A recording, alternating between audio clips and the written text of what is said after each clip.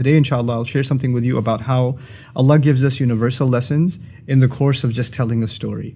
I happen to believe, and I think that is a universal belief for Muslims, that everything in the Quran is of timeless value. And when Allah is telling us even the account of something that happened long ago, every detail He mentions is actually very selective. In other words, there's lots of things that happen in a story, especially in a historical account, and you can't have enough. There's no such thing as too many details. But Allah is very selective in telling a story, and He only tells us bits that are the most relevant for our guidance, right? So Allah will skip lots and lots of details about the life of Ibrahim and tell us the parts that are the most essential for our permanent guidance. Similarly, the story of Musa alayhi salam, so much repeated in the Quran, and yet He only highlights a few things that are of key value. So one thing that really struck out to me, and I've been thinking about it for some time, is when Musa alayhi salam, when Moses had fled and he was in Madian, and he helped these two girls, get water for their animals. And then they left, and their father asked, "How did you get water so early?" And he sent one of them back. And Allah actually, of all these details, like you would imagine Allah would highlight details about like Judgment Day or the battle between the Pharaoh and Moses, or, like when he was able to come back and challenge, or how he escaped, like big details.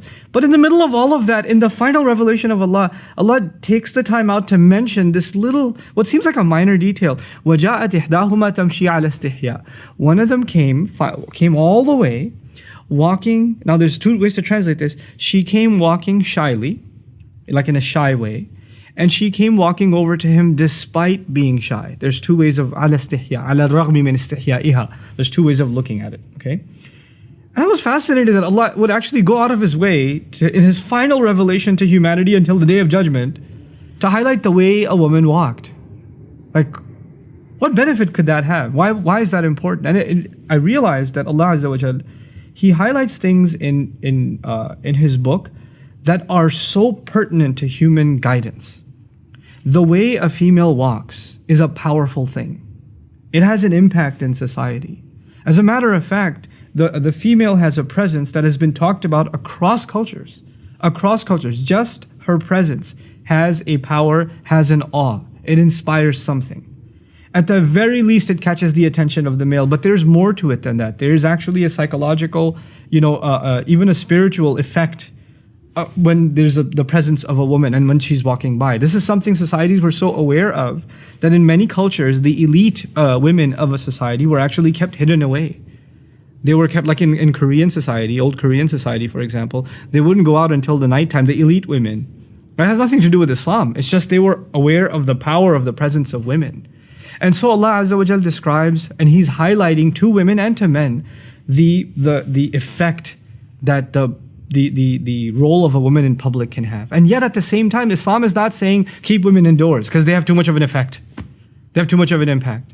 Guys know, the ones that are watching this video, they're sitting in an auditorium classroom and a girl walks into the class, right? She doesn't have to be the most beautiful thing you've ever seen, but so long as she's a female, you're gonna be like, everybody in the room is gonna at least for a second look and then, okay, yeah, it has an effect.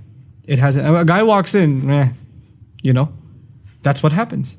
So now Allah is highlighting a couple of things. One of the most beautiful things that's being highlighted here is despite her shyness. In other words, she has to engage in society. She has to go out. And yes, there will be people that stare. And sometimes if you have a vulgar society, people comment and whistle and make passes at them, or worse. There are societies where even harassing women on the street has become common. Sometimes verbally and sometimes even physically, it's become common. But yet she has to engage in that society. So she has to find a way of engaging in it that she can protect herself and yet at the same time be a participant in society. The second thing that's really beautiful here is she walked shyly. In other words, she walked guarding her modesty. She realized that she has a presence, and she realized that this is something that has an impact on others. It's not just about her, it's actually about recognizing the presence that she carries. And so she walked in a way that is shy. She walked in a way that is not showing off or is not provocative as to get the attention. And she's walking over to a young man, as a matter of fact, in this case, ala istihya, A female must recognize the power that she has.